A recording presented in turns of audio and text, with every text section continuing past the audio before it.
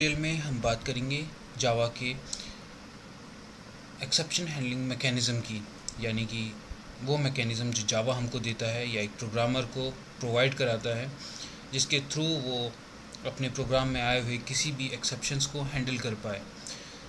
जावा में exception handling हम try और कैच के थ्रू अचीव करते हैं। जैसा कि आप देख रहे हैं, इस प्रोग्राम में हमने सिंपली एक 3 इंटीजर वेरिएबल्स डिफाइन करें, न्यूमरेटर, डिनोमिनेटर, रिज़ल्ट में हम वैल्यू रखते हैं न्यूमरेटर डिवाइड बाय डिनोमिनेटर। अब ये ऑपरेशन हमारा एक एक्सेप्शन क्रिएट कर सकता है उस सिनेरियो में जिस सिनेरियो में हमने डिनोमिनेटर की वैल्यू 0 डाली है। और जैसा कि आपको पता है कि किसी भी नंबर को अगर हम 0 से डिवाइड करते हैं तो वो रिज़ल्ट एक वैलिड रिज़ल्ट नहीं होता है। उस केस में जावा भी हमको एक अरिथमेटिक एक्सेप्शन थ्रो करके ये बताता है कि जो आपने ऑपरेशन परफॉर्म करा है वो एक वैलिड अरिथमेटिक ऑपरेशन नहीं है। अगर मैं इस प्रोग्राम को विदाउट ट्राई कैच एग्जीक्यूट करूं, इसको अभी हम कमेंट कर देते हैं और हम प्रिंट करते हैं सिंपली रिज़ल्ट को विदाउट ट्राई कैच के और इस प्रोग्राम को हम एग्जीक्यूट करके इसके आउटपुट को चेक करें, right click, run as Java application.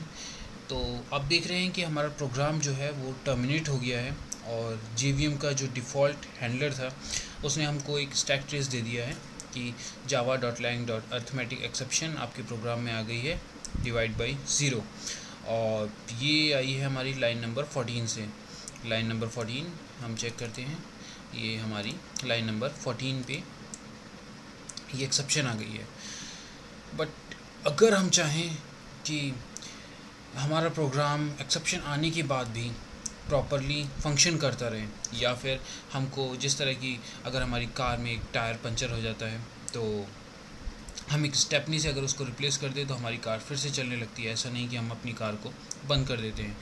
तो उसी तरह जावा भी हमको ट्राई कैच देता है जिसके थ्रू वो ये बताता है कि अगर आपके प्रोग्राम में किसी भी तरह की एक्सेप्शन आती है तो आप उसको कैच कर लीजिए और अपने प्रोग्राम को जिस भी तरह की आपके पास एक्सेप्शन आई है उस तरह से उसका कुछ सॉल्यूशन या फिर कुछ फिक्स लगा दीजिए और अपने प्रोग्राम को आराम से चलने दीजिए।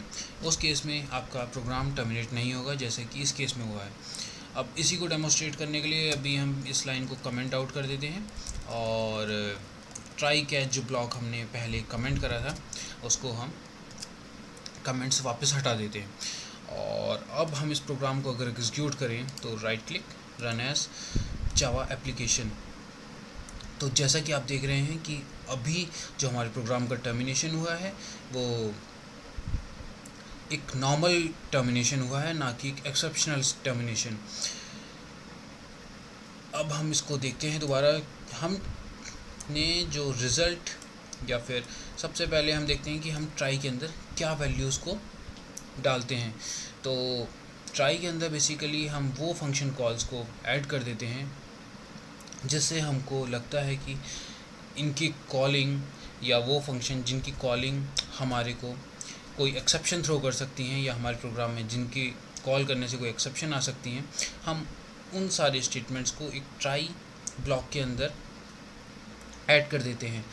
तो जैसे कि आपने देखा, हमें एक्सपेक्टेड था कि जब हम न्यूमरेटर को डिनोमिनेटर से डिवाइड करते हैं तो हमारे को एक एक्सेप्शन आ सकती है जो कि अरिथमेटिक एक्सेप्शन हो सकती है। तो ट्राई हमने result equal to numerator divide by denominator line को ट्राई ब्लॉक के अंदर लिख दिया। अब बेसिकली हम कैच ब्लॉक में क्या लिखते हैं? हम कैच ब्लॉक में वो स्टेटमेंट लिखते हैं कि अगर हमारी कोई एरर आ जाती है। अब हम बेसिकली कैच ब्लॉक में एरर कैसे डिफ़ाइन करते हैं कि जो भी कैच ब्लॉक में अगर हम देखें एक आर्गुमेंट पास होता है जो कि बताता है हमको एक्सेप्शन का टाइप, कि हमारी एक्सेप्शन का टाइप क्या होगा।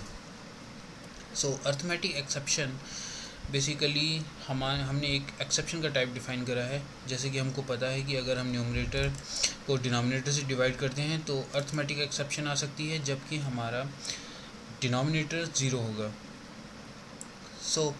इसीलिए हमने जो कैच ब्लॉक है हमने उसमें अर्थमेटिक एक्सेप्शन को कैच करा है, और उसके बाद हम दिखाते हैं कि देखो हमारे प्रोग्राम में जैसे आप देख रहे हैं सिस आउट मैंने दूसरे सिस आउट लगाए हैं, जिसमें हमने बताया arithmetic exception occurred divide by zero, यानी कि किसी यूज़र ने डिवाइड बाय ज़ीरो करने की कोशिश करी है। उसके बाद यहाँ पर मेरे को एक चांस मिलता है कि मैं अपने प्रोग्राम को टर्मिनेट होने से बचा लूँ। अब टर्मिनेट होने से कैसे बचाऊँगा? बेसिकली मैंने सिंपली उसको रिज़ल्ट को ज़ीरो से डिफ़ाइन कर दिया है, और अब जो है हमारी देखिए ये रिज़ल्ट लास्ट लाइन एग्जीक्यूट हो जाती है जहाँ पे हमने प्रिंट कराया result equal to zero. So